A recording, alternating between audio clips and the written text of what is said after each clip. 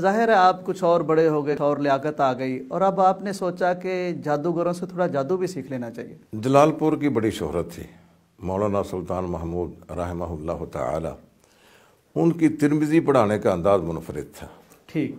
تو ہم وہ ترمذی پڑھنے کے لیے وہاں گئے، میں تھا اور ایک میرے ساتھ حافظ عبدالرحیم زاہد جو اسی گاؤں کے رہنے والے تھے، اور وہ کمالیے میں یہ طبابت کا کام کرتے تھے، وہاں کے خطیب بھی تھے، تو وہ بھی میرے ساتھ گئے۔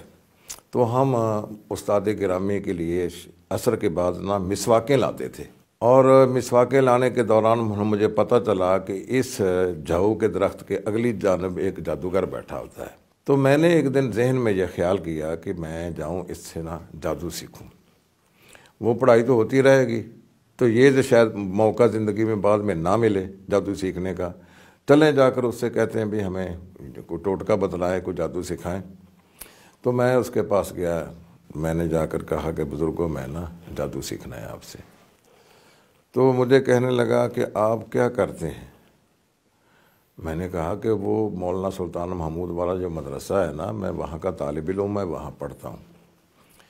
تو مجھے کہنے لگا کہ نہیں، آپ جادو نہیں سیکھ سکتے ہیں۔ میں نے کہا کیوں نہیں سیکھ سکتا ہوں؟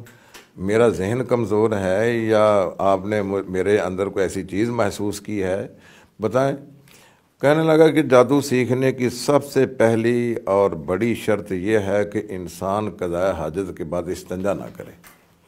استغفر اللہ۔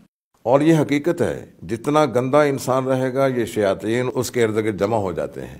تو اس کا مطلب مفتی صاحب، اگر کچھ لوگ جادو سے بچنا چاہتے ہیں تو وہ پاکیزہ رہیں اور نورانی یعنی قرآن مجید کی تلاوت کریں یا ایسے اذکار کریں۔ یہ تو ظاہر ہے کہ یہ دیکھیں لیٹرین میں ہم جاتے ہیں، وہاں ان کا جمگٹا رہتا ہے جنات کا، تو ہمیں رسول اللہ صلی اللہ علیہ وسلم نے یہ ایک دعا سکھائی ہے، اللہم انی اعوذ بک من الخبث والخبائث۔ تو یہ اس لیے سکھائی ہے کہ وہاں جنوں کا جمکٹا ہے، تو یہ اللہ کی پناہ میں آ جائیں۔ جتنا بھی آپ پاکیزہ رہیں گے یہ قرآن کی آیت ہے وَمَن یعش عن ذکر الرحمن نقید لہ شیطانا فہو لہ قرین۔ جو اللہ کی یاد سے غافل ہو جائے گا اس پر شیطان مسلط ہو جاتے ہیں۔ یہ جو ہمارے ہاں موکل کی اصطلاح ہے یہ گندے لوگ ہوتے ہیں، ان کے پاس زیادہ یہ شیاطین آتے ہیں، اور شیاطین ہم کو تو نظر نہیں آتے، وہ ہم کو دیکھتے ہیں، ہمارے یہاں کی گفتگو کو وہ سنتے ہیں، اور پھر وہ اپنے جادوگر کو جا کر بتلاتے ہیں، تو وہ کچھ چیزیں اپنے ساتھ ملا کر تو آپ کو بھی وہ گرویدہ کر لیتا ہے۔ تو وہ کہنے کا مقصد یہ ہے کہ جتنا انسان گندہ رہے گا اتنا ہی اس شیطانی عمل میں اس کا زیادہ ہاتھ ہوگا۔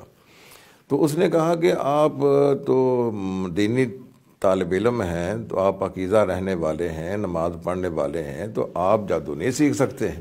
ٹھیک، جادو سیکھنا ہے تو اس کی شرط یہ ہے کہ آپ نے قضاء حاجت کے بعد استنجا نہیں کرنا ہے۔